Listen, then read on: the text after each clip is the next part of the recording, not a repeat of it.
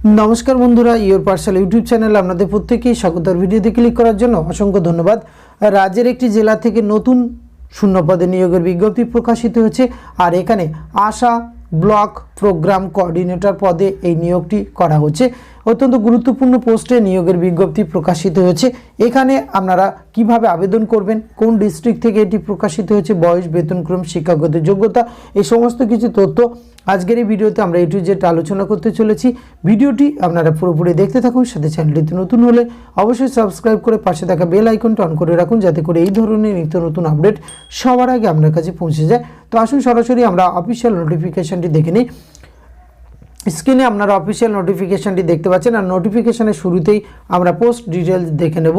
এখানে আপনাদের কিন্তু শূন্য পদ রয়েছে, একটি আনরিজার্ভ টাইপের 15,000 টাকা পার মান্থ বেতন পাবেন এবং আবেদন প্রক্রিয়া শুরু হয়েছে, অর্থাৎ আবেদন সংগ্রহের কাজ শুরু হয়েছে 10/1/2024।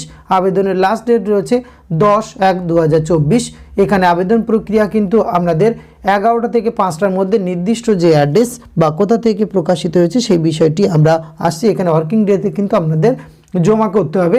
এখানে আপনাদের সিলেকশন ক্রাইটেরিয়া যে ডিগ্রিগুলি আপনাকে থাকতে হবে, master degree in social science থাকতে হবে, অথবা sociology, socio anthropology, social work, business administration এবং economics, rural development and mass communication, এই যোগ্যতাগুলির মধ্যে যে কোনো একটি থাকলে আপনারা কিন্তু আবেদন করতে পারবেন। তার সাথে আপনি যদি এগুলি না থাকে, graduate degree in any discipline with minimum 2 year experience in health project কাজ করার অভিজ্ঞতা থাকলে আবেদন করতে পারবেন।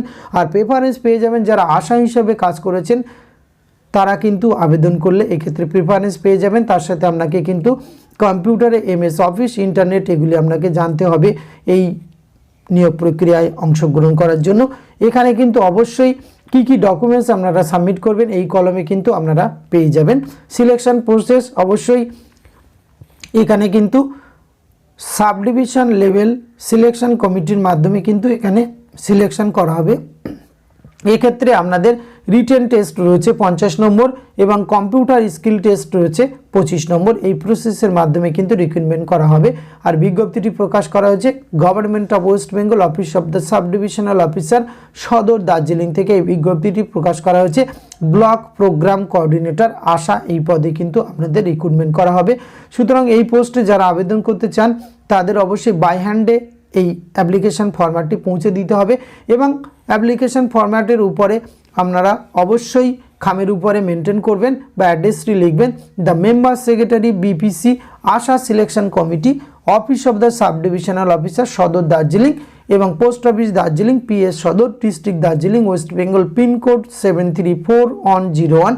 এই অ্যাড্রেসটি অবশ্যই লিখতে হবে। এছাড়া ভিডিও ডেসক্রিপশন বক্সে আপনারা এই অফিসিয়াল নোটিফিকেশনটি পেয়ে যাবেন, অ্যাপ্লিকেশন ফরম্যাটটি, সেটাও ডাউনলোড করতে পারবেন।